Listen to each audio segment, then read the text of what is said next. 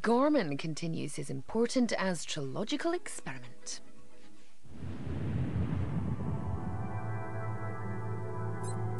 In the first half of the 21st century, the world of science needed a guinea pig. That guinea pig was a man. For 40 days and 40 nights, this man has given up his ordinary life. He has scoured the horoscopes from 20 astrologers. His task? To follow their advice, to ignore speculation, prediction and guesswork, but at all times to follow instructions and pursue luck. Is this a wise way to live one's life? That is what we're about to discover. This is the human laboratory. This is Dave Gorman's important astrology experiment.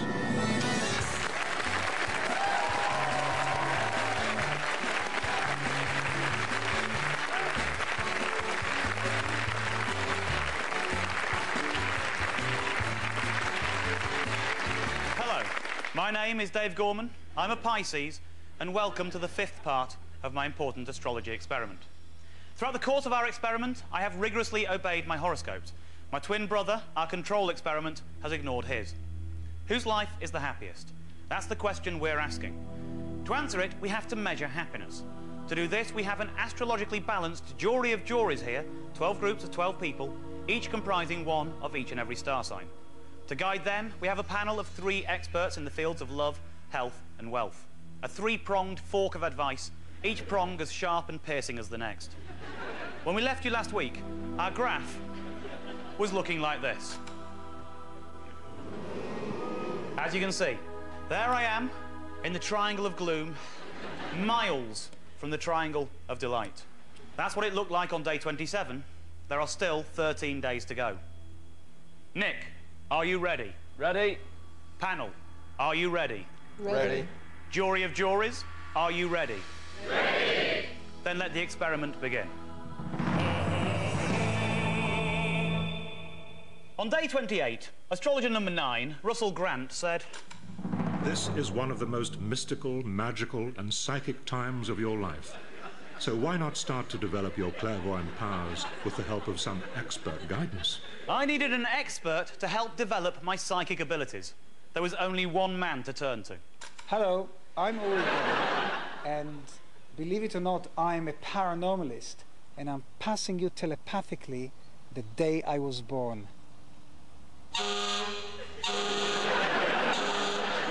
You got it. How many of you were thinking December the 20th, 1946 then? Exactly. Yuri is probably the world's foremost psychic, as we've just proved. Who could be better placed to give me the expert guidance I needed to help develop my own psychic abilities? See, Dave, this is my sort of enchanted spiritual guardian. Let me ask the crew, can you give me some of your keys? First one to pull out. Okay, let's go. Here, these are his keys. Put your finger on it too. On like this. anywhere? Yes, Just, and go like this and say Ben. Ben. Keep going. Ben. Yeah, I think it's going. Stop. Yeah, very little. Can you see it? Yeah, actually, it's Yeah, a little bit that way. Yeah. But this is, see, look. If you, look at me, look into my eyes. Now, what I want you to do is this. I'll tell you to clench your fists. I will say 1, 2, 3. We come close to the compass, and all I want you to do is say the word move. Move! Go, come on. Say move more. Come on, move! Move! Great! Yes! Look at that. This is what made me famous. Put your finger here and go with me. Yes, just like this. Yes, you see? It's becoming almost like plastic. Let me show it like this, you see? And it's cracking. Yeah. Yeah, see, it's very soft now. There. And touch it. It's cold. There's absolutely no heat. Now, it happened so quickly because of your presence. And because you are inspired by me, I'm amazed because it doesn't usually move that much. It kept moving as well. I managed to activate your psi powers. Yeah. I enjoyed my time with Yuri and I felt incredibly positive. But we had to leave because there were other instructions still to be obeyed that day. Astrologer number 8, Kelly Fox. If you know which doors to knock on, new professional applications have the potential to develop for your cherished creative ability. Well, here we are at the BBC. I'm fairly confident that if I want to develop my creative abilities, I can at least find the right door to knock on. But Kelly Fox had more to say. On a whim, ask permission to pitch an idea. Easily done. I made a few calls. I set up a meeting with a man called Alan Yentob. His job at the BBC, head of drama, entertainment and children's television and radio. He's a very important and a very busy man. But what kind of show should I pitch? Well, Kelly Fox had even more advice. Pisces is a chameleon of impressions and impersonations. Now, this just didn't seem possible. I can't do any impressions, but that's okay, because Kelly had this to say. All things are possible now, especially when you have the positive attitude to back up your stunning concepts. So, I knew I had to be positive, and thanks to my meeting with Yuri, I had bags of positivity. I could move a compass. My presence alone had allowed the world's most famous spoonbender to bend yet another spoon.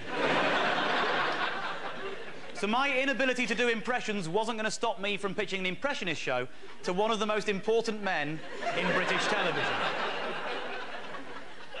Yuri had been concerned that I didn't waste these powers. He wanted me to use them for good, just like him. I told him about my upcoming meeting with Mr. Yentob. He gave me some good advice. I'm pitching a new show to Alan Yentob this afternoon. And wear something assertive. Maybe if you have an orange shirt, walk in there, look into his eyes, and tell him, I want a series. Make it happen for me because I believe in myself and I'm going to be great on television. Okay. And he'll give you that. Use your powers. That's not the kind of advice you can ignore. I want a series. Make it happen. Because I believe in myself and I'm going to be great on television. That is my message to you.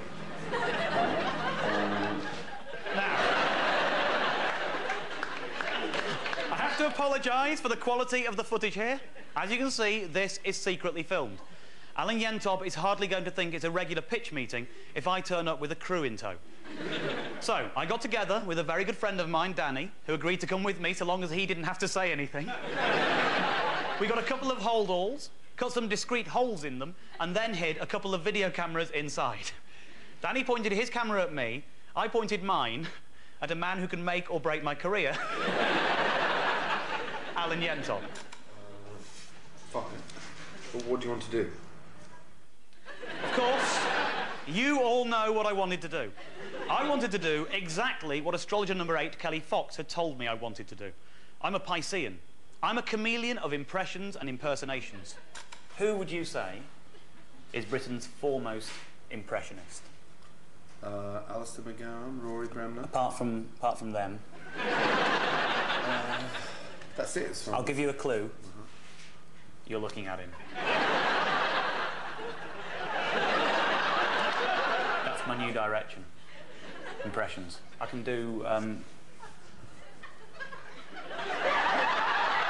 instant. That was you. You see? It is. Yeah. Betty. It was like having Frank Spencer sitting opposite you there. Let me ask you something. What's defining? What's special about this programme which will allow it to sit out there in competition with Rory Bremner and Alistair McGowan without people saying, why is the BBC? You name a voice. Okay, we do it. We have a phone in. Yeah. People phone in. They ask for a voice. They get it instantly. Name a voice. Barbara Windsor. Name another one. John Prescott. Johnny Vaughan. Are you looking at me? I ain't you, butler. Don't booyakasha. Who would live in a house like this? Hello, I'm Gary Lineker. Welcome to Match of the Day. You see, I didn't even have to do the voice, and you did like that, Tony Blair. You are the weakest link. Goodbye. Yeah? You see? Anyone? Okay. Well, nice to see you. Nice to see you, to see you. Well, look, I tell you what, let me think about it. Thank you very much. Okay. You give that some thought. I will. Okay.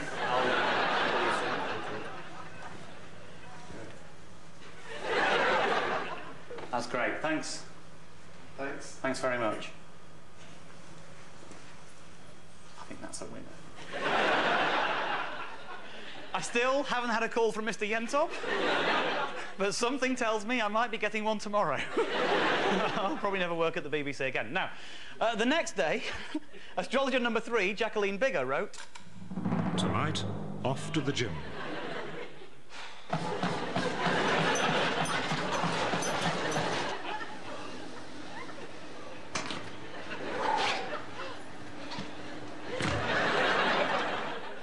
On day 30, astrologer number 11, Mystic Meg, wrote... Honour a promise to visit an older relative. You'll be told something special.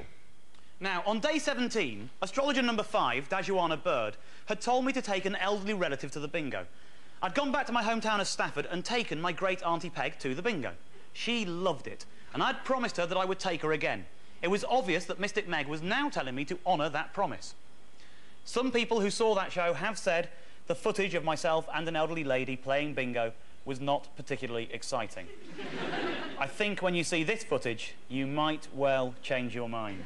61, 61, 5 and 1, 51.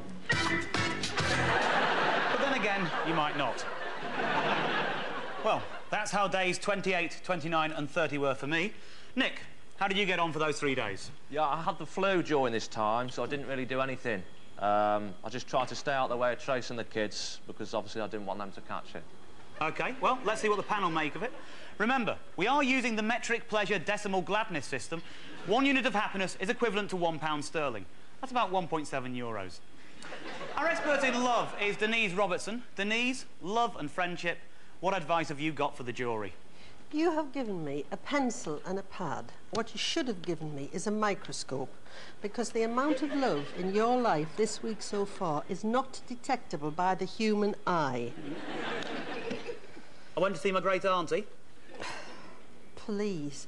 Your brother has, if he isn't ill or at work, he has hormones, normal urges.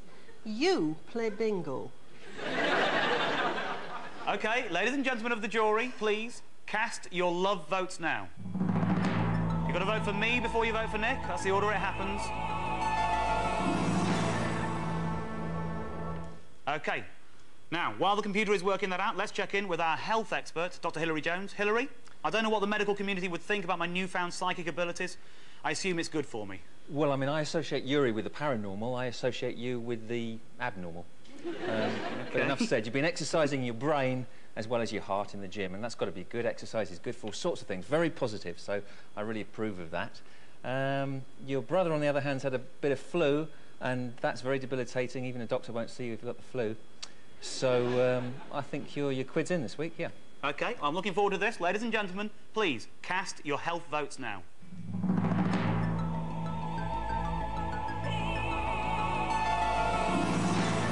OK. Now, while the computer gets to work on those, let's get the lowdown on the financial side of things with our financial expert, Alvin Hall. Alvin, what are the figures? Fact, your brother spent £8. Fact, you spent £38 to look like a pumpkin. OK, well, the computer should have everything sorted out by now. Let's see how the jury voted. These are your votes. Love plus health plus wealth equals happiness. Ooh, well, that is a rare moment for me. I would guess from that many people do believe the psychic powers were good for my health. I have 36 for love, compared to Nick's 16. I'm not sure what happened there. I've got 128 for health, compared to Nick's minus 101. OK, a bad bout of flu, that, Nick. And I am, as we just heard, down 38 for wealth, compared to Nick, who's only down 8. As you can see, our control experiment shows that if I had ignored my horoscope, I would have been minus 93 happy. However, by following my horoscope, I am 126 happy. Just goes to show you that health really does count on these things. There you go. I've not only caught up the 93 points, I've made an extra 126 points as well. I am 219 points happier than I would have been. Let's see how that affects the graph. Go on. Get in there. things are improving. I am quite comfortably in the void there, at minus 866 points. It proves nothing, but at least it's not the triangle of gloom. The triangle of delight is a long way off, but for the first time in a while, I'm heading in the right direction. I can only hope that the jury feel the same way about the next few days. Let's see. On day 31, astrologer number 16, Gordon Vincent, wrote, Start a new exercise program today. You can learn a lot from a lady with a V name. I needed to find a lady with a V name, and she needed to be able to teach me a new exercise program. I rang the gym and asked if they had any female instructors with V names. I drew a blank. I rang a few other gyms. Nothing. Then someone had a bright idea. Our cameraman, Jim, told me that Victoria Beckham had released a fitness video. Well, I headed down to the video store, where I discovered that Victoria Beckham has not released a fitness video. But Vanessa Feltz has. This is Vanessa's fitness video. Vanessa Feltz and Dennis, her personal trainer, released this video in July 2001. It is real. I had my new exercise program, and I had my lady with a V name. Tap the right, kick the left. Tap the right, kick the left. Tap the right, kick the left. Tap the right, kick the left. Tap the right, kick the left. Oh yes. The horoscope didn't say that I should learn from a video of a woman with a V name. It said a lady with a V name, and that's what I got. In fact, I went one step better, because I got Dennis, her personal trainer. Hi, I'm Dennis. I am a Libra, and I'm a bad mother. As well as Vanessa herself. I'm Vanessa, I'm a Pisces, and I'm a good mother. Well, Dennis and Vanessa really put me through my paces. Nice and easy. 4, 3, 2, to the right. Woo! Excellent. How are you feeling? Good. Yes, good. Yeah? It's good, yeah. I felt terrible. Nothing to do with Vanessa, it's just my legs were aching. I'll be honest, I had been a little bit scared of meeting her. After all, she's a known hysteric. But she wasn't the mad table-writing lady we saw in Celebrity Big Brother. She was a lovely, helpful, understanding tutor. But that wasn't the only instruction that day. Astrologer number 3, Jacqueline Bigger. Tonight, smile away. I had to smile all night.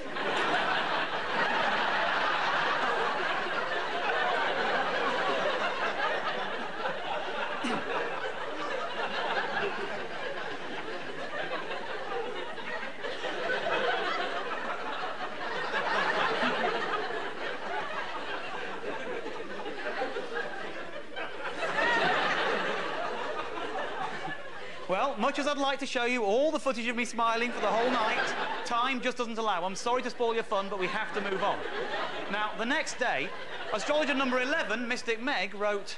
Your imagination is red hot, and you invent a great storyline for a TV soap. Well, I had to invent a great storyline for a TV soap.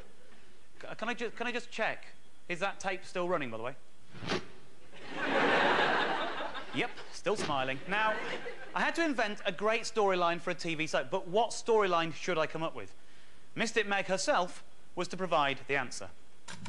Luck enters with a greyhound. Can we just check again? Still there. So, there we have it. Mystic Meg's column that day. Invent a great storyline for a TV soap. Luck enters with a greyhound. Of course, the man enters with a greyhound storyline. It's tried and tested. It's a classic, but there is always a new spin. I knew that was the story that would grip the nation. It had worked before on Coronation Street. Hiya. Howdy. And boy, had it worked on EastEnders. Where have you been, poor little love? Wonder if she's got any legs left on her the time you've been. Come on, sweetheart. Remember that? The day that man entered with a greyhound? Everyone was talking about it for weeks. But would it work on my favourite soap, Emmerdale?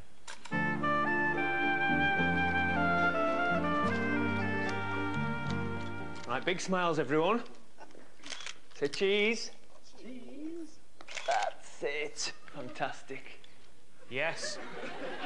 There it is. That is a greyhound. There it is in a TV soap with a man. A man has entered with a greyhound, and I made that happen, yes. I can sense a feeling of doubt in the room. A few people out there thinking that might or might not be a greyhound. There are people out there thinking, yes, there's some kind of dog there, but you don't think that I can take the credit for its appearance in a TV soap. I think we've got this from a different angle. Big smiles, everyone. That's me! There! In Everdale, with a greyhound! Invent a storyline for a TV soap. Luck enters with a greyhound. Result. Here is how it happened. We're just on the outskirts of Emmerdale. I happen to know that today they're shooting a Royal Jubilee scene. So I've got sort of Union Jack and stuff around. I've got a greyhound. The greyhound's got a Union Jack on it as well. And I reckon earlier on, by the catering van when we were around, I saw a guy, one of the extras who's got big sideburns. I reckon if I hang around with him, then it'll look like a father and son thing. I think we'll get away with it.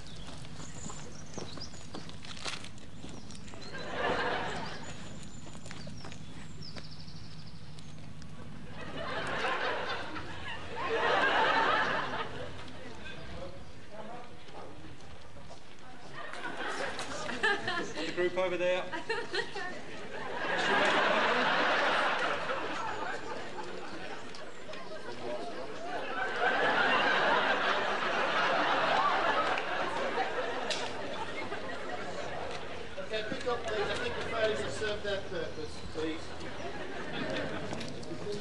think they went with it.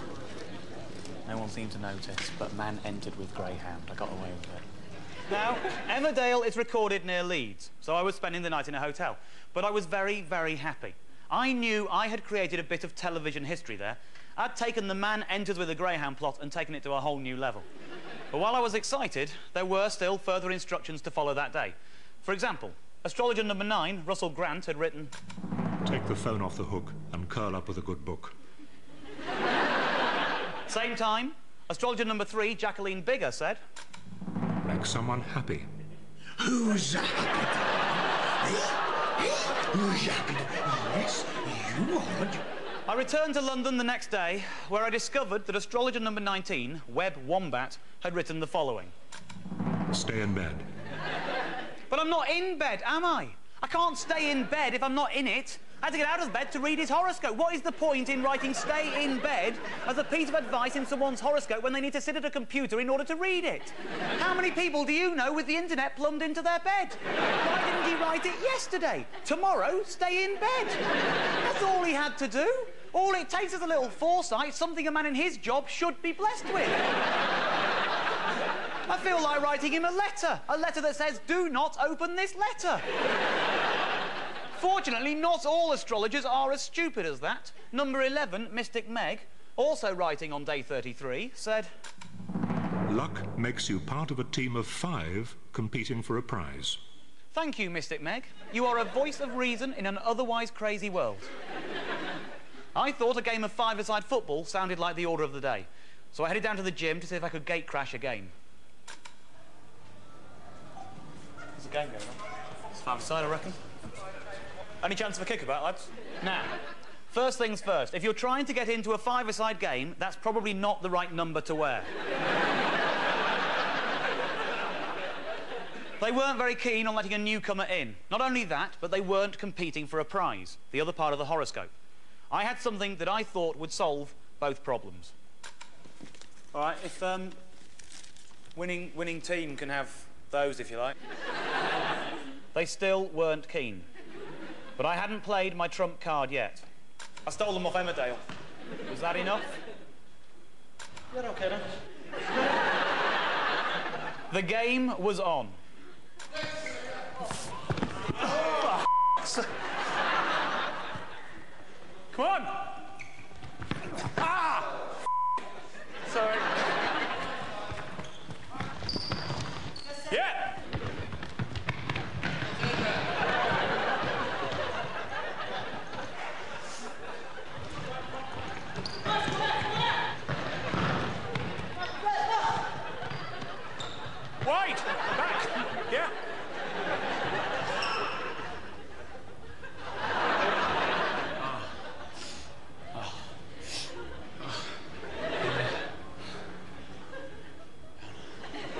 not sure which team I was on. But whichever one it was, they didn't win any Emmerdale souvenirs. Well, I've had another 3 days of more than my regular exercise. Nick, were you still suffering with the flu? Yep, still got the flu. I did buy some CDs. I felt a bit better on day 33, so I went for a short run. OK. Denise, love and friendship, how are we doing? Dave, if you're willing to settle for a bit part in Britain's answer to Brigadoon, who am I to argue? You know, but it's not a substitute for a real woman. Where is Greta? Greta was at home, but I did like that dog. Now, ladies and gentlemen of the jury, cast your love votes now.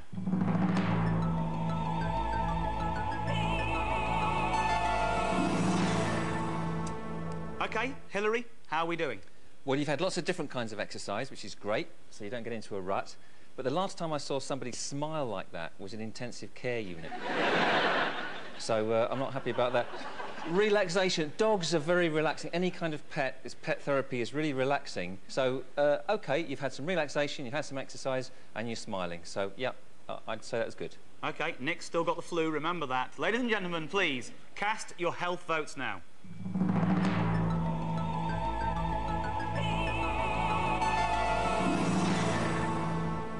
Now, the financial side of things, Alvin, give me the figures. Your brother, in bed, searching for CDs, spent £29. You, unfortunately, spent £104 between travel and the hotel. The word loss is becoming a very close and intimate friend of your finances. Yes, it is. You see, Denise, I have a friend. Now, let's see how that all adds up. These are your votes. Love plus health plus wealth equals happiness. Well, there you have it again. Neither of us is scoring very heavily. If I'd ignored my horoscopes, I would have been -84 happy. Instead, I have followed them, and I am 23 happy, which means that following my horoscope has actually made me 107 points more happy than I would have been. So, let's see what that does to the graph. That'll do. That's OK. Below 0, but within the 40 points a day margin at -759 points. We can't prove anything at the moment. Now, on day 34, astrologer number 17, Bridget Walther, wrote... Don't aggravate a known hysteric. So on day 34, I made sure that I didn't go around to Vanessa's and call her names. That could wait. However, that's what I didn't do. To find out what I did do on day 34, and for the final 6 days of the experiment, you'll have to watch the conclusion of my important astrology experiment next week. Good night.